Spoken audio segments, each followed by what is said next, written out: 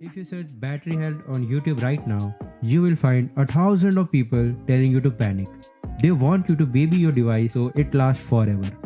But that sounds funny, right? Because you are going to replace this device in 4 or 5 years anyway.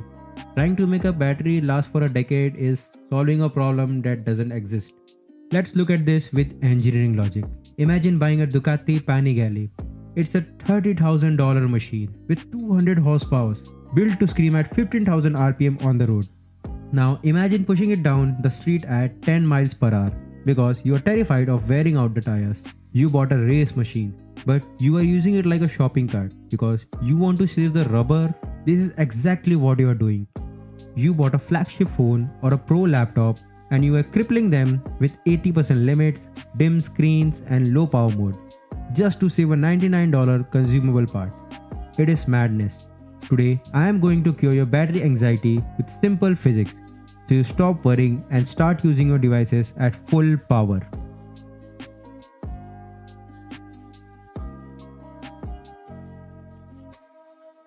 Let me tell you why I prioritize efficiency. In my engineering college, there is one power socket for every two students. The guys with massive gaming laptop, they are living in fear. They keep them plugged in 24/7 so the GPU can breathe.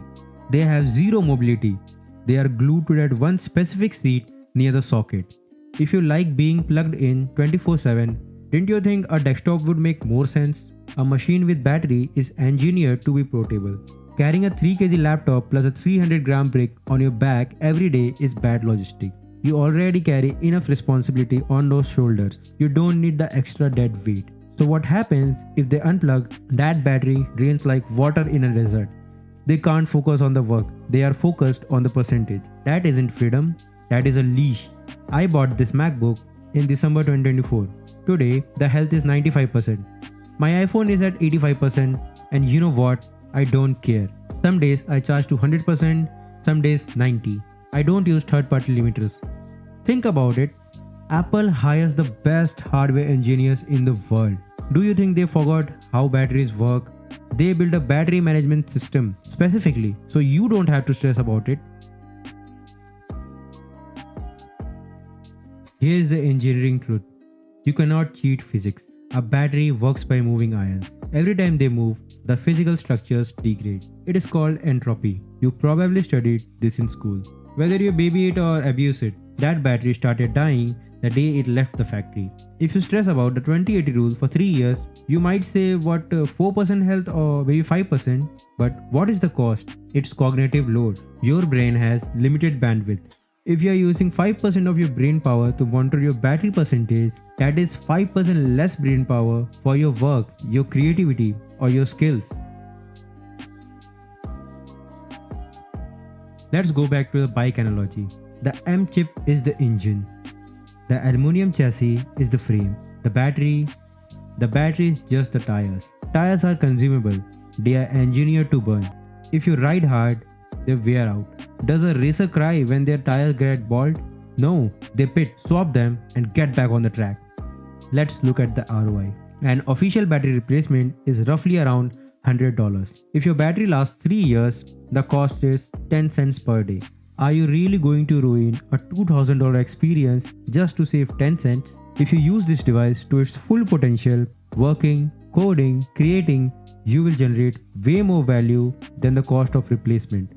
But yeah, if you have plenty of time and absolutely no work to do, sure, go ahead and stare at the battery percentage. But I am guessing you have better things to do.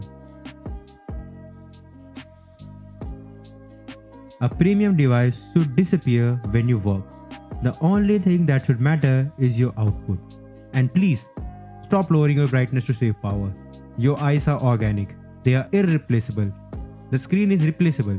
Do not trade your vision for 10% of battery life. Use the 1000 nits when you are in bright light because training your eyes on ultra low brightness is bad biology. If you bought these devices just to watch Netflix, maybe this doesn't apply to you. But if you are a student, a developer, or a creative professional, this is your tool. If you make money or build skills with it, you will eventually upgrade anyway. So, deep discharge to 0% is bad. Plug it when it hits red. Otherwise, ride the bike, burn the rubber, stop babysitting, and start building. This is iTechLogics. Do subscribe if you found this video helpful. I'll see you next week.